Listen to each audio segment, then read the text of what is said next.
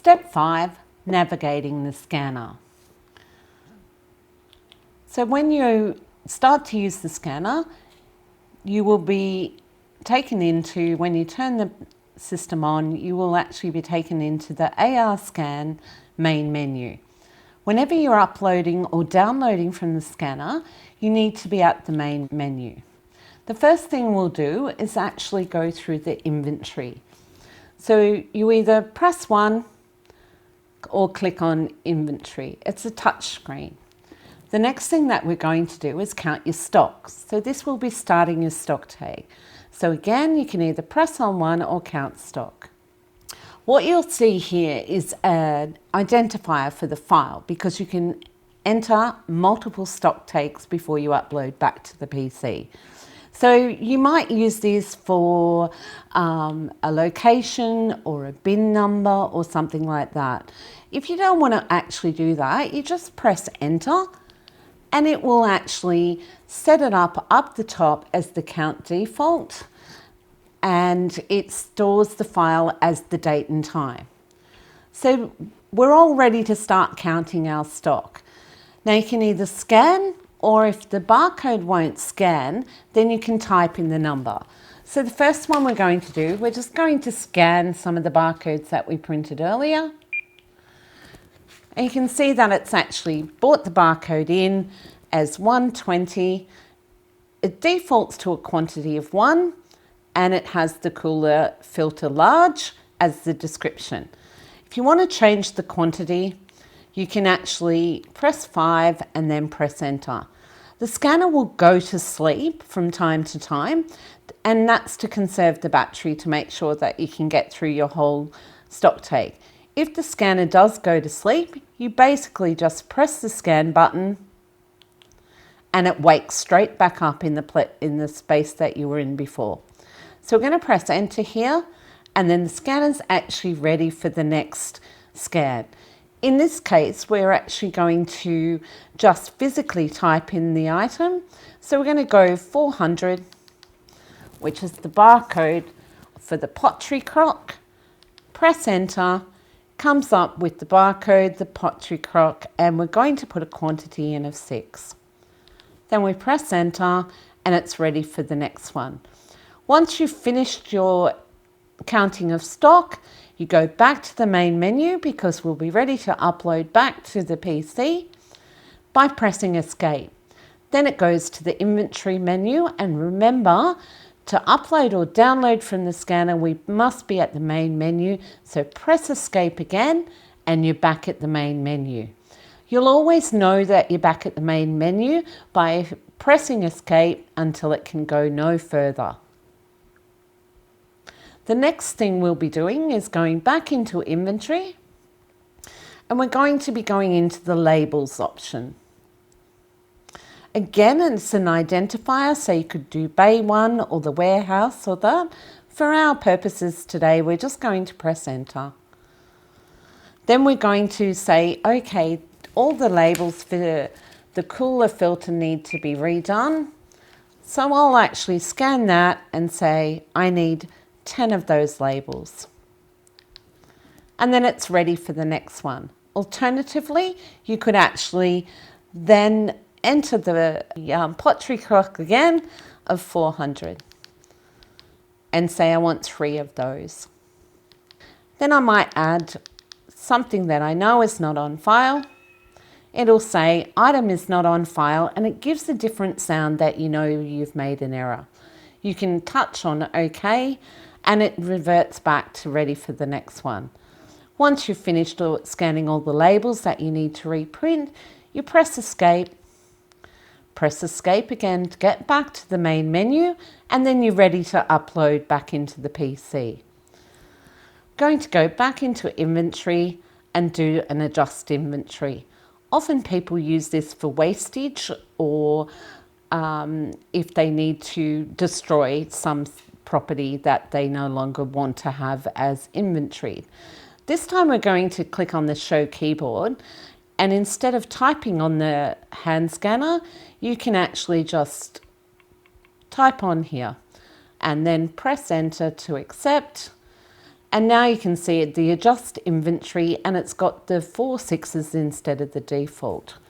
Once again, scan the items that you need to waste, press enter or enter a quantity and press enter.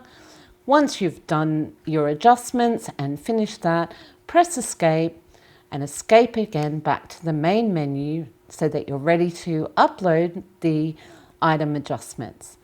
Once more, we're going to go back into inventory and we're going to receive our items. So this is for goods coming in. What you might want to enter as an identifier here is the invoice number that's coming in. So it might be 852369 and press enter. You can do it on the keyboard or you can do it on the screen. Now we're going to receive some items in, scan the item. This item is not bought, so it's not registered as something that we would normally buy because it is a 1 month rental of something. So you go, okay, let's try and scan the cooler filter. Yes, that can be received in. So we'll type in 6 and do that. And we'll bring in some pottery crocks. Press 4 and we've finished receiving that order in from the supplier. So we'll press escape to go back to the main menu so that we're ready to upload the receive items. The next option that you'll have on the scanner is the item sales. So we'll click on that. We need to sign on so that we know who is actually doing it. You can actually bring up the keyboard. It's a predictive search, so just start typing a letter and it will come up with a list of names. We're going to go for Alan Long and just go enter. So now down the bottom it says staff is Alan Long. So we're right to move on. We're going to create an item sales invoice. We're going to select the customer. Again, it's predictive search. Show your keyboard and actually type a H and it will bring up anything with the H. In this case, Chris Davis or cash sales or Chelsea Mossett. So we'll go for Chelsea, press enter,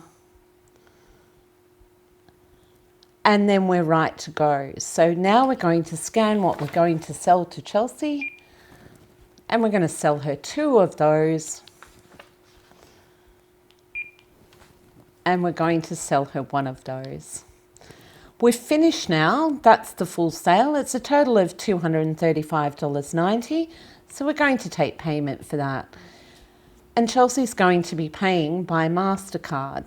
So select MasterCard, press enter, and we're going to go $235.90 is what she's paying. So we can type that in. Now on here, we're going to, underneath you can see, it's F1 for the decimal point and 90. Going to press enter. We're going to commit the transaction and there's no cash change because she's paid by MasterCard, and then returns back to the item sales invoice ready for you to do another one. On times people may not do an actual invoice, they'll do an order, and that's often with account customers. So scanner's gone to sleep, we press scan to wake it up. We go into item sales order and it asks us, do we want to use the same customer? This time we'll go escape and we'll say, no, we want to use actually someone else. Pop your keyboard on, press a letter to start. We want this gentleman, which is James. So we'll select James, and now we're going to sort that out. Now we're going to actually scan the pottery clock, and we're going to sell him 6 of those, and that's $600. We're going to do a payment this time. We actually want to take a partial payment. He's going to pay $300 on cash.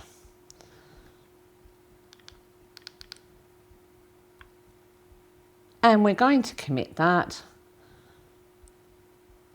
And then it returns us back to the sales menu. If you want to view the sales that have already been done, we can have a look. We go into the view sales order and we can go up and down and have a look at the sales items. We can actually view the payment that was done and how much was paid and what the balance will be. So we've gone through all the sales menu. Now we're going to escape and go back into the system menu. System menu allows you to set up some options. So in here we can set what scanner number it is if you have multiple scanners. We can prompt for the quantity, or if we were to turn that off, you could just scan each item and it would default to 1. Strip leading zeros is not something that we actually see a lot of nowadays, but it is there for those historical barcodes. Display the item details allows you to actually see the full item listing that comes through from MYOB AccountRight. We have the ability to search on a secondary field. So sometimes we might want to search in the description, or we might want to search in the custom field 1, or even in the supplier item number. So we allow you to have the search on the original barcode and then in another field. We also now have the ability to search after every key press, which allows you to do the predictive search, or alternatively, if you turn that off, then it will search at the once you press enter. So if you were entering something like barcode, it would not search after each letter. It would only search when you enter the full barcode and then press enter. For sales, we can enable you to use sales invoice, sales order, put in your next invoice number if necessary, prompt for the customer purchase order, prompt for the job, and a field to display in the first column of the information. This also allows you to have price changes, but there is the ability to turn off price changes. And if you do that, there is a password that you need to enter, which we do share with the owners of the company, not on video. The other thing that you can do is actually use, this will connect to a Bluetooth printer, and it's this one here. So it goes on your belt, and you can actually tell it to Bluetooth to that, so that you can actually print a receipt for the sale when you do them. Alternatively, you can not use it. So that's all the options within the options. Once you've done it, you press enter to save it, and it sets it.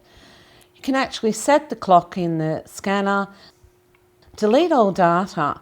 This allows you to delete everything that you've captured. We're not going to do it here, but it will ask you, are you sure? It will ask you again, if there's something you haven't uploaded, will be lost. Are you really sure?